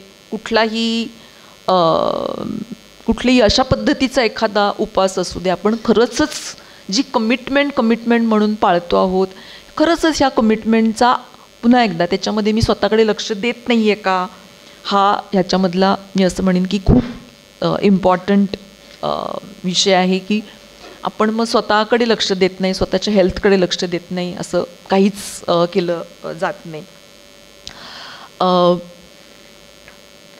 दोन महत्त्वाचे विषय बायकांच्या दृष्टीने जे मला महत्त्वाचे वाटतात, म्हणजे असे आता हे मी जे सगळे पैलू बोलते ह्या अशा पैलूवर तुमच्या असं लक्षात आलं असेल की ते त्या प्रत्येकाला मला प्रतिप्रश्न करण्याची गरज आहे. मग ती प्रेम करण्याची क्षमता असेल, ती जबाबदारी घेण्याची क्षमता असेल, ती मल्टीटास्किंगची असेल, ती अजून कुठल्या एखाद्या त्याग करण्याची असेल, ती सगळ्याच बाबतीत, ह्या सगळ्याच बाबतीत अशा ह्या प्रत्येकाची मला मर्यादा ठरवता येणं हे खूप मला असं वाटतं की महत्त्वाचं आहे. पण ह्याला जोडून मला 2 विषय नेहमीच खूप महत्त्वाचे वाटतात बायकांच्या बाबतीत. ते म्हणजे स्वप्रतिमा, सेल्फ इमेज, आणि दुसरा मुद्दा मला वाटतो म्हणजे सेल्फ वर्थ. म्हणजे सेल्फ इमेज हा इतका सेन्सिटिव्ह मुद्दा होतो. ह्याचं महत्त्वाचं कारण खूप बायकांना बऱ्याच म्हणजे असं अजूनही आपल्याला आपल्या समाजामध्ये आपण अजूनही असं थोडंसं जेंडरच्या पलीकडे जाऊन विचार नाही करत. म्हणजे ही मुलगी आहे तर हिनी मुलीसारखं म्हणजे आपण असं सहजपणे म्हणतो, आणि त्याला बाकीच्या घटनाही खूप डेफिनेटली जबाबदार आहेत. पण आपण मुलग्याला नाही असं म्हणत की तू साच्यात घरात आहे, पण मुलीला मात्र म्हणतो. असे मुलगी म्हणून केले जाणारे किंवा मुलगा म्हणून केले जाणारे खूप संस्कार असतात, आणि त्याच्यामधनं ही खूपदा म्हणजे ते एक कारण आहे, तेच कारण आहे असं नाही, पण ते एक कारण आहे. पण लहानपणापासून अशा अनेक छोट्या छोट्या छोट्या छोट्या छोट्या गोष्टींमधून आपण आपली एक स्वप्रतिमा तयार करत राहतो. स्वप्रतिमा मानसिक आरोग्याच्या दृष्टिकोनातून सकारात्मक स्वप्रतिमा असणं ही अत्यंत महत्त्वाची गोष्ट आहे. म्हणजे मला माझ्या स्वतःबद्दल एक चांगलं फिलिंग असायला पाहिजे, मला स्वतःबद्दल एक बरं वाटायला पाहिजे की मी जशी आहे तशी छान आहे. मग माझी उंची, माझा रंग, माझं दिसणं, माझं असणं, मला काय येतं, मला काय येत नाही, ह्या सगळ्या सकट माझी स्वप्रतिमा चांगली असणं. माझ्या स्वप्रतिमा म्हणजे माझ्या मनात असलेली माझी प्रतिमा. माझ्या आईला काय वाटतं, माझ्या वडिलांना काय वाटतं, माझ्या नवऱ्याला काय वाटतं, माझ्या मैत्रिणीला काय वाटतं, ती त्यांच्या मनातली प्रतिमा झाली. मला माझ्याबद्दल काय वाटतं आहे हा खरा मुद्दा आहे. तर माझी स्वप्रतिमा कशी आहे, मला माझ्याबद्दल काय वाटतंय, हे मला असं वाटतं की म्हणजे हा स्त्री पुरुषांना सगळ्यांनाच प्रश्न आहे, पण बायकांनी हा जरूर स्वतःला विचारावा. आणि आपली स्वप्रतिमा ही फक्त आपल्या दिसण्याशी निगडीत असता कामा नये, आणि ती त्याच्या पलीकडे जाऊन पण असते. आणि कित्येकदा मी असं कागद आणि पेन माझ्या क्लिनिकमध्ये मी दिलं आहे आणि मी सांगितलं आहे की तू तुझ्याबद्दल लिही, तर 2 ओळी पण काही जणांना लिहिता येत नाहीत. आणि त्यामुळे स्वप्रतिमा आपली चांगली असण्यासाठी आपण स्वतःला ओळखण्याची गरज आहे. आणि स्वतःला ओळखण्याची म्हणजे असं काहीतरी भारी शिकायला पाहिजे, यायला पाहिजे असं काही नाही, पण आपल्यामध्ये खूप छोट्या छोट्या अशा खूप चांगल्या अशा गोष्टी असतात ज्याची तरी आपल्याला जाणीव असायला पाहिजे. ओके. आणि त्यामुळे ती स्वप्रतिमा कशी आहे, मला माझ्याविषयी काय वाटतं, म्हणजे आपल्या मनामध्ये जर कुठल्याही कारणाने स्वतःबद्दल कमतरतेची जाणीव असेल तर मला असं वाटतं की हा खूप तपासून बघण्याचा मुद्दा आहे, कारण त्याचा मानसिक आरोग्यावर खूप परिणाम होतो. आणि सेल्फ वर्थ, आता सेल्फ वर्थ म्हणजे आपण काय स्वतःची किंमत असतं, त्याचं मराठीत भाषांतर होऊ शकतं. पण महत्त्वाचा मुद्दा ह्याचा आहे की अशी आपण इथे सगळेजणं जे काही आहोत तर अशी कुणीच कुणाची किंमत, आपण सगळेच जणं काय म्हणायचे, प्रत्येकाची वर्थ, तो व्यक्ती किती शिकलेला आहे, तो व्यक्ती किती पैसे मिळवतो, ती व्यक्ती कुठे बाहेर जाऊन नोकरी करते का व्यवसाय करते का काय करते, ह्याच्याशी निगडीतच असायला नको आहे.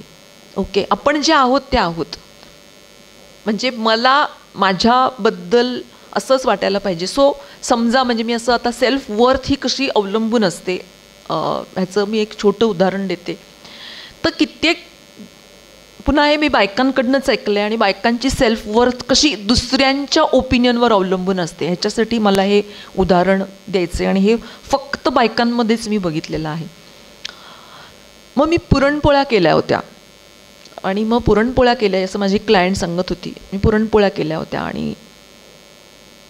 आणि मग ते असं काहीतरी सांगत होती, असं भरपूर काय काय, मग ते असं झालं तसं झालं, मग अमुक लोक आले होते, तमुक झालं वगैरे वगैरे वगैरे. आणि मग ती इतक्या सगळ्यांना आवडल्या असं म्हणाली आणि ती रडायला लागली. मग मी म्हटलं की म्हणजे आवडल्या म्हणजे काय, तर हो सगळेच जण म्हणाले की खूप सुंदर झाल्या, खूप छान झाल्या वगैरे वगैरे. परत रडायला लागली. मग मी म्हटलं काय नवरा म्हणाला नाही का चांगले, म्हणाले हो. बाकी जगाने सांगितलं. जगातली एकच व्यक्ती काहीच बोलत नाही, ह्याच्यावर आपण आपलं सगळं स्वत्व आणि आपली सेल्फवर्थ अवलंबून ठेवतो, हा प्रॉब्लेम आहे. नवऱ्यानी कौतुक न करणं तर मला काहीच वाटणार नाही असं नाही, मला नक्की वाईट वाटेल. मी चांगली साडी नेसली आहे तर नवऱ्यानी अरे नोटीस करावं, छान साडी नेसली आहे, छान दिसते असं म्हणावं, अगदीच चूक नाही. त्याच्याबद्दल वाईट वाटणं ओके आहे, पण म्हणजे माझ्यात काही अर्थ नाही, म्हणजे त्याचं माझ्यावर प्रेम नाही, किंवा म्हणजे त्याला मी आवडत नाही, किंवा म्हणजे त्याला माझी किंमत नाही, असा होत नाही. ओके. कारण आपण आपली सेल्फवर्थ ही अशी कुणाकुणाच्या म्हणजे सासूबाईंच्या, नवऱ्याच्या किंवा असं खूप लोकांच्या हातात अशी दिलेली आहे. त्यांनी सर्टिफाय केलं तर त्यांनी सर्टिफाय करू नये असं माझं म्हणणं नाही. त्यांनी जरूर लक्षात ठेवून म्हणावं की चांगलं झालं आहे, अमुक झालं आहे. पण जर म्हटलं नाही तर आपण एकदमच शून्य होत नाही. तर सेल्फवर्थ म्हणजे असं स्वतःला शून्य करणं खूप छोट्या छोट्या गोष्टींमध्ये. म्हणजे माझ्यात काही अर्थ नाही असं म्हणणं. एखादी गोष्ट नाही जमली म्हणजे आता उदाहरणार्थ की आता समजा आता मी इथे आली आहे पुण्यावरून, आणि पुण्यात मी सायकोलॉजिस्ट म्हणून काम करते आहे. ओके. आणि मी असं मगाशी विचारत होते की इथे काय करतात जनरली, तर मी असं ऐकलं की इथे खूपशा बायका होममेकर आहेत. तर आता मी सायकोलॉजिस्ट आहे म्हणून मी खूप भारी झाले आणि होममेकर आहे असं अजिबात नाही आहे. तुम्ही गृहिणी आहात, होममेकर आहात, इक्वल आहोत असतं हे सगळं. असं कोणीतरी खूप काहीतरी काम करते म्हणून ते भारी झालं आणि आपण काय, मी काय घरातच करते. तर मला सगळ्या होममेकर इथे ज्या कोणी असतील त्यांना आवर्जून सांगायचं की हे असं करत राहणं फार अवघड आहे. रोज तेच सगळं करत राहणं, स्वच्छता, स्वयंपाक, कोणाला काय पाहिजे, काय आहे काय नको आहे, ती सगळी it is such a kind of management की म्हणजे त्याच्याबद्दल दाद द्यावी इतकं ॲक्च्युली कमी आहे. आणि ते ते अशी कोणीतरी जबाबदारी घेतं म्हणून बाहेर असं म्हणजे काय म्हणायचं, बाहेर सगळं हे करणं सोपं जातं. बिकॉज ही अरेंजमेंट असते घरामध्ये. I don't have to think की मला घरी जाऊन भात शिजवायचा आहे का, किंवा मला घरी गेल्यावर काय करायचं आहे, कारण ते आपोआप मला चहा मिळणार आहे, आपोआप मला काही काही गोष्टी मिळणार आहे. सो आपला सेल्फवर्थ, आपलं सेल्फ इमेज आपण काय करतो याच्यावर अवलंबून आहे. आपण आहोत, आपण ह्या जगात आहोत आणि आपण आपल्याला जे जमतंय ते करतोय, हीच आपली सेल्फवर्थ आहे. आणि जे आपल्याला जमतंय ते आपण मनापासून करतोय, हीच आपली, मला असं वाटतं की खूप मोठी वर्थ आहे. सो आपण काय करतोय ह्याच्यावर आपण किती भारी आहोत का शून्य आहोत असं कंपॅरिझननी तर ठरवूच नाही. आपली सेल्फवर्थ ही फक्त आपणच ठरवू शकतो. आणि आपल्याला स्वतःबद्दल, हाच मला शब्द चांगला वाटतो, आपल्याला स्वतःबद्दल छानच वाटायला पाहिजे, आपल्याला स्वतःबद्दल भारीच वाटायला पाहिजे. कारण आपण जे करतोय ते आपण खूप कष्ट घेऊन आणि मनापासून करतो आहोत. त्यामुळे हे दोन मुद्दे मानसिक आरोग्याच्या दृष्टीने खूप इम्पॉर्टंट आहेत की सेल्फवर्थ आणि सेल्फ इमेज. आता हे सगळं करताना मला अगदीच आवर्जून अगदी 5 मिनिटं आहेत, पण तरीसुद्धा मानसिक आरोग्य म्हणजे नेमकं काय हे मला थोडंसं इथे सांगावंसं वाटतं. म्हणजे जशी शारीरिक आरोग्याचे काही पैलू आहेत, आपण म्हणतो फ्लेक्झिबिलिटी, स्टॅमिना, स्ट्रेंथ, इम्युनिटी, आपली रेझिस्टिंग पॉवर वगैरे वगैरे, हे जसे शारीरिक आरोग्याचे पैलू आहेत तसे मानसिक आरोग्याचे पण काही काही पैलू आहेत. की जसं सेल्फ ॲक्सेप्टन्स, सेल्फ इमेज आणि सेल्फ वर्थ केव्हा चांगली होते तर जसं मी स्वतःला मी जशी आहे तसं ॲक्सेप्ट केलेलं असेल तर. आणि त्यामुळे ॲक्सेप्टन्स हा खूप मोठा आणि महत्त्वाचा शब्द आहे. मी जशी आहे, मी बुटकी आहे पण मला आवडते, म्हणजे इट्स ओके. माझ्या बुटक्या असण्याने मी कमी होत नाही, किंवा मला खूप चांगलं इंग्लिश बोलता येत नाही, किंवा मला काय 4 लोकांमध्ये जाऊन म्हणता येत नाही, किंवा मला हे करता येत नाही, मला ते करता येत नाही. जे काही असेल ते माझ्या कमतरतांसकट मी स्वतःला ॲक्सेप्ट करणं हे खूप जास्त महत्त्वाचं आहे. त्यामुळे सेल्फ ॲक्सेप्टन्स हा पहिला महत्त्वाचा पैलू आहे. दुसरं म्हणजे की पर्सनल ग्रोथ म्हणजे आपल्याला सतत वाढ व्हायला पाहिजे आपल्यामध्ये, आपलं जगणं हे प्रवाही असलं पाहिजे. आपण काहीतरी गोष्टी, जसं आपण बघतो ना आता होममेकर बायका, मी असं कितीतरी बघितल्या की नवीन नवीन शिकत जातात, हा पदार्थ शिकतात, तो करतात, ते करतात. शिकणं, पुढे जाणं, ओके, आपण असं आपलं जगणं थांबणं, स्टॅग्नंट होणं ही सगळ्यात त्रासदायक गोष्ट आहे. त्यामुळे पर्सनल ग्रोथ, आपण पुढे जात राहिलं पाहिजे, स्वतःचं कौशल्य वाढवलं पाहिजे. नंतर आपल्या सगळ्या जगण्याला एक आपण असं म्हणूया की एक अर्थपूर्णता असण्याची गरज असते. म्हणजे मला जे मी करते ते मला अर्थपूर्ण वाटायला पाहिजे. मला मग ती किती पण, म्हणजे मी चित्र काढते, मी रांगोळी काढते, मी घराची सजावट करते, मी घरामध्ये गौरी गणपती करते, किंवा मी रोज काहीतरी वेगळ्या पद्धतीने काहीतरी भाजी करून बघते. जे काही मी करते आहे, जे काही मी काम करते आहे ते मला अर्थपूर्ण वाटायला पाहिजे, किंवा आपल्या जगण्यात आपल्याला अर्थ दिसायला पाहिजे, शोधता आला पाहिजे. नंतर जी अनेक बायकांमध्ये जी क्षमता असते आणि अनेक पुरुषांमध्ये पण असते, ती म्हणजे की आपल्याला आपलं जगणं अशा पद्धतीने अरेंज, म्हणजे आपल्या आत्ताचं जगणं हे दिवसेंदिवस खूप गुंतागुंतीचं, खूप कॉम्प्लेक्स होत चाललं आहे. जसं घरामध्ये साखर आहे का, इथपासून आपल्याला आता खूप वेगळ्या पद्धतीने म्हणजे आपले पैसे मॅनेज करावे लागतात. असं खूप, म्हणजे पूर्वीच्यापेक्षा हे सगळं खूप आता बदललेलं आहे. नातेसंबंधांकडे एका वेगळ्या पद्धतीने लक्ष द्यायला लागतं, आणि आपल्याला अशा पद्धतीने आपलं जगणं सगळं मॅनेज करायला लागतं की सो दॅट आपलं रोजचं काम सुकरतेने होईल. तर ती सुकरता आणण्याची क्षमता रोजच्या सगळ्या माझ्या जगण्यामध्ये ती माझ्यामध्ये आहे का, तर ती जेव्हा असते तेव्हा आपण जास्त चांगल्या पद्धतीने काम करू शकतो. आणि चांगले नातेसंबंध असणं हा सुद्धा एक खूप महत्त्वाचा मुद्दा आहे. मगाशी मी सांगितलेला फ्रस्ट्रेशन टॉलरन्स हा सुद्धा एक मानसिक आरोग्याच्या दृष्टीने असलेला खूप महत्त्वाचा मुद्दा आहे. तर मला माझं मानसिक आरोग्य, स्त्री असू दे किंवा पुरुष, पण आपण महिलांच्या मानसिक आरोग्याविषयी बोलतो आहोत, त्यामुळे मला आवर्जून असं सांगायचं आहे की प्राधान्य देता आलं पाहिजे. आणि प्राधान्य देणं म्हणजे दुसऱ्यांना कमी करणं असा माझ्या म्हणण्याचा अर्थ नाही आहे. पण मी जसं बघते की मला व्यायाम करायलाच वेळ नाही, तर म्हणजे व्यायाम करायला वेळ नाही हे अशी सबब नाही देता यायला पाहिजे. व्यायाम करायला वेळ नाही ही सबब आहे. तुम्हाला तुमची प्रायोरिटी नाही हे खरं कारण आहे. मला प्राधान्य देता येणं म्हणजे मला माझ्या ज्या प्रायोरिटीमधल्या गोष्टी आहेत, मग त्या हेल्थच्या आहेत, त्या माझ्या एखाद्या कुठल्या तरी गरजेविषयीच्या आहेत, तर मला त्याला प्रायोरिटी देता यायला पाहिजे. प्रायोरिटी देणं म्हणजे मग घरातल्या लोकांचं मी काही बघणार नाही आणि मी माझं बघणार असा माझ्या बोलण्याचा अर्थ नाही. मला माझ्या गरजा, मला माझं म्हणणं, मला माझी हेल्थ ह्याला मी प्रायोरिटी देणं, मला स्वतःसाठी वेळ काढता यायला पाहिजे. प्रत्येक व्यक्तीने स्त्री असू दे किंवा पुरुष असू दे, प्रत्येक व्यक्तीने दिवसातली 5 ते 10 मिनटं तरी स्वतःबरोबर आणि स्वतःशी बोलण्यामध्ये घालवली पाहिजेत. कारण तरच आपण काय करतोय, काय जगतोय, आपल्याला काय करायचं आहे ह्याचा एक कुठेतरी असा आपल्याला आवाका येत राहतो. आणि त्यामुळे तो वेळ स्वतःसाठी देणं हे खूपच इम्पॉर्टंट आहे. नंतर योग्य पद्धतीने नाही म्हणायला शिकणं हे महत्त्वाचं आहे. आपण मगाशी सगळ्या असे कुठेतरी प्रेम करण्याच, म्हणजे हेल्दी प्रेम करणं म्हणजे काय, किंवा सहनशीलता म्हणजे काय, ॲडजस्टमेंट करणं म्हणजे काय, क्षमा करणं म्हणजे काय, ह्यातल्या ज्या एक बाउंड्रीज आपण कुठेतरी एक त्याला आखायला शिकलो, ओके, किंवा त्याचा एक विचार करायला शिकलो, तर माझं म्हणणं असं आहे की आपल्याला ते केव्हा करता येतं, जर मला नाही म्हणता आलं तर कधी कधी मला नाही म्हणता यायला पाहिजे. मला जेव्हा खूप त्रास होतोय तेव्हा मला नाही म्हणता आलं तर ओके आहे, there is nothing wrong about it.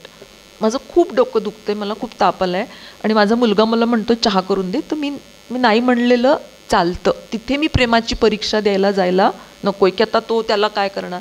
तर आपल्याला नाही म्हणता येण्याची क्षमता तिथे असणं खूप इम्पॉर्टंट आहे.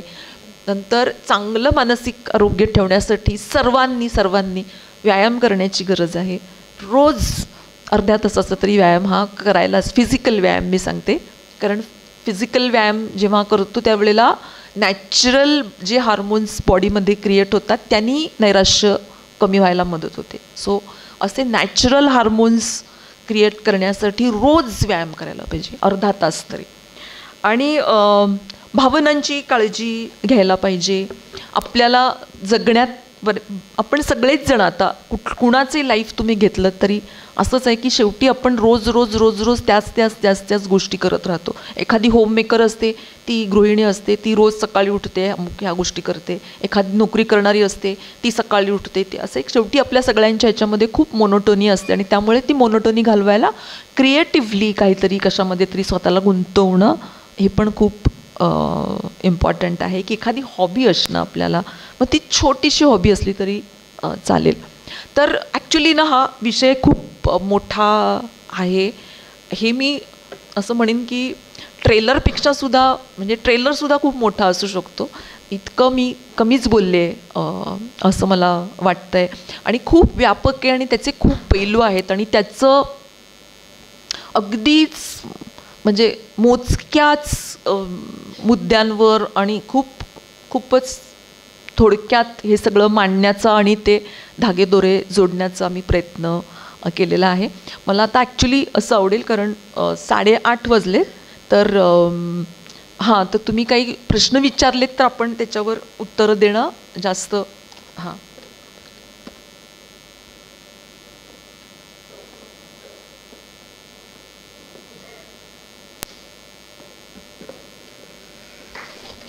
धन्यवाद मॅडम. मॅडमसाठी एकदा जोरदार टाळ्या होऊ द्यात. बरोबर 6:15 सुरू केलं आणि 8:30ला अगदी टाईम बाउंडिंग. कनेक्ट करण्याची क्षमता महिलांमध्ये अतिशय मोठी असते. महिलांचं आरोग्य हे एक अतिशय गहन आणि व्यापक असा हा विषय आहे. पण थोडक्यामध्ये आणि अतिशय समर्पक शब्दांमध्ये सांगण्याचा संजय मॅडमने अतिशय समर्पकाचा प्रयत्न केलेला आहे. Thank you so much madam. काही प्रश्न असतील ते आपण 5-10 मिनटं वेळ आहे, आपण घेऊ शकतो. असतील तर आपण कृपया विचारावेत. महिलांच्या आरोग्यासंबंधित या ठिकाणी बरेचसे कपल्ससुद्धा या ठिकाणी आलेले आहेत. तर अशा काही समस्या असतील तर आपण विचारावेत. मॅडम नक्कीच त्यांना उत्तर देतील. काही असतील कृपया, अन्यथा आपण पुढच्या कार्यक्रम वळूयात.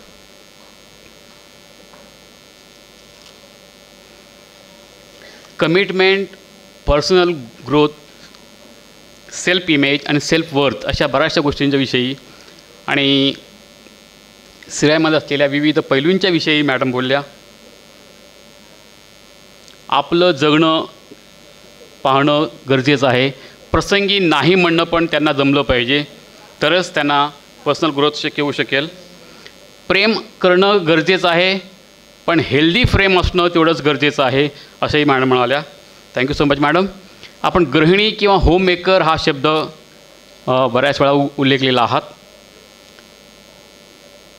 मी माझ्या इन्स्टिट्यूटमध्ये, कम्युनिकेशन इन्स्टिट्यूटमध्ये अजून एक शब्द मी त्यामध्ये ॲड करत असतो नेहमी. गृहिणी ही आजकालची डॉमेस्टिक इंजिनियर आहे मॅडम. नवीन वर्ड आहे इंग्लिशमध्ये, domestic engineer. My wife is a domestic engineer. My mother is a domestic engineer. माझी आई एक डॉमेस्टिक इंजिनियर आहे. इंजिनिअरिंगचा अजून एक शब्द आहे. आपण अभियंता हा शब्द आपला परिचित आहे, पण सगळं घरभार सांभाळणं, ॲडजस्टमेंट करणं आणि मल्टीटास्किंगचं काम करणं, मॅडम त्याविषयी बोलल्या, हे सगळं करणं म्हणजे डॉमेस्टिक इंजिनिअरिंग हा इंग्लिशमध्ये नवीन वर्ड इंट्रोड्यूस झालेला आहे. तर अशा बऱ्याचशा डॉमेस्टिक इंजिनिअरिंग या ठिकाणी आहेत. त्या सर्वांसाठी एकदा जोरदार टाळ्या. मी मान्यवरांना विनंती करतो, कृपया त्यांनी व्यासपीठावर यावं. नानाजी बोरा, लक्ष्मणपुरे साहेब, कनकीजी, बजाजी आणि चारबागजी. एक 5 मिनटात आपण समारोप करणार आहोत.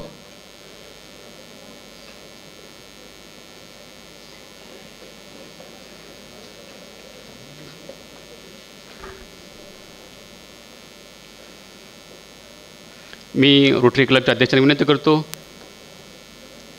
त्यांनी आभार प्रदर्शन करावं.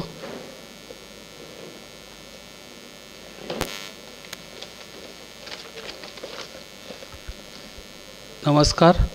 सन्माननीय व्यासपीठ, उपस्थित श्रोतेवर्ग, उद्योग बँक सेवक माजी सांस्कृतिक मंडळ आणि रोटरी क्लब MIDC सोलापूर यांच्या संयुक्त विद्यमाने आयोजित 59व्या वर्षाच्या व्याख्यानमालेचे आजचे 6वे पुष्प पुण्याचे सुप्रसिद्ध मानसोपचार तज्ज्ञ डॉक्टर संजोत देशपांडे यांनी गुंफले. त्याबद्दल मी माननीय डॉक्टर संजोत देशपांडे मॅडम यांचा आमच्या आयोजकांच्या वतीने मनापासून आभार व्यक्त करतो आणि धन्यवाद व्यक्त करतो. मॅडम, आमच्या सोलापुरात जवळजवळ 40 ते 45 हजार विडी कामगार आहेत, महिला भगिनी. आणि तुम्हाला हे माहीत असेल की महिला भगिनी घर सांभाळतात, म्हणजे घर सांभाळत आपला आर्थिक काम पण ते याच्यातच सांभाळतात. म्हणजे कमावणे फक्त आपण पुरुष आपण कामाला जातो आणि रात्री घरी येतो, पण ही महिला सकाळपासून संध्याकाळपर्यंत घरातच राहते आणि कामसुद्धा करते, कमावण्याचं काम पण ते करते. अशा पद्धतीचं आमच्या सोलापुरातल्या महिला आहेत. त्यांना आपल्याकडून थोडी अपेक्षा अशी आम्हाला होती की थोडं त्यांच्या ज्ञानात काहीतरी भर पडेल आणि त्यांच्या संसारात काहीतरी वेगळंपणा येईल. आणि आपणसुद्धा आपल्या थोड्या सोप्या भाषेत आमच्या भगिनींना मार्गदर्शन केलं, त्याबद्दल मी आपले धन्यवाद व्यक्त करतो आहे. माननीय संजोत देशपांडे मॅडम या आपल्या विनंतीस मान देऊन आपल्या बहुमूल्य वेळ आपल्या कार्यक्रमासाठी दिला, त्याबद्दल मी सर्व उपस्थित श्रोते आणि आयोजकांच्या वतीने पुनश्च एकदा त्यांचे आभार व्यक्त करतो. मी माननीय डॉक्टर संजोत देशपांडे मॅडम यांचा आभार मानण्यासाठी मी सोलापूरचे प्रसिद्ध क्षेत्राचे उद्योजक रोटरियन श्री नागनाथजी बोरा यांना विनंती करतो की त्यांनी सोलापूरचे प्रसिद्ध अशी सुजाता चादर आणि मोमेंटो देऊन त्यांचा सन्मान करावा.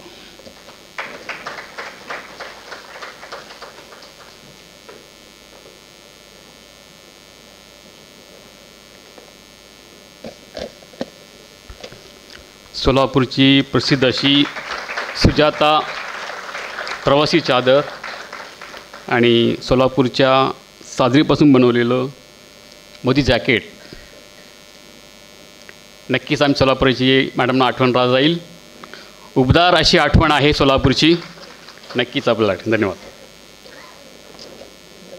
तसेच आजचे स्पॉन्सरर रोटेरियन श्री नागनाथजी बोरा यांचासुद्धा आभार मानण्यासाठी मी व्याख्यानमालेचे प्रेसिडेंट श्री यल्लादास लचमापुरे साहेब यांना विनंती करतो की त्यांनी श्री नागनाथ शेठ बोरा यांचा मोमेंटो देऊन सन्मान करावा.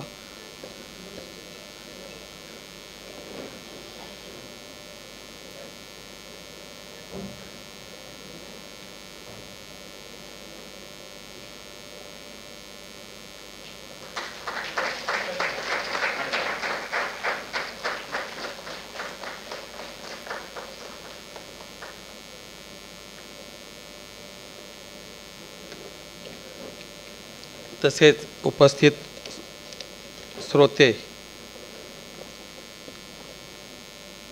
आजच्या कार्यक्रमात उपस्थित आम्हाला उपकृत केल्याबद्दल मी त्यांच्यासुद्धा आभार व्यक्त करतो. उपस्थितीबद्दल धन्यवाद. उद्याच्या उपस्थितीची अपेक्षा. मी पुढील सूत्रे वंगा सरांना. धन्यवाद सर. तर आजचं हे 6वं पुष्प होतं. यासाठी उपस्थित असलेले सर्व शिक्षक, प्राध्यापक, शिक्षिका, प्राचार्य, मुख्याध्यापक आणि रसिक श्रोते सर्वांचं मनापासून आभार व्यक्त करतो आणि माननीय अध्यक्षांच्या परवानगीने हा कार्यक्रम संपला आहे ते मी जाहीर करतो. उद्या आपण भेटूया 7व्या व्याख्यानासाठी. आणि उद्याचा जो विषय आहे artificial intelligence, doctor Bhushan Kelkar Pune यांचा तो विषय आहे. विद्यार्थ्यांसाठी, पालकांसाठी, उद्योजकांसाठी अतिशय आवश्यक असा विषय आहे आर्टिफिशियल इंटेलिजन्स, कृत्रिम बुद्धिमत्ता. आजकालचा हा परवलीचा शब्द आहे. सर्वांनी उपस्थित राहावं आणि कार्यक्षमता वाढवावी अशी विनंती. धन्यवाद.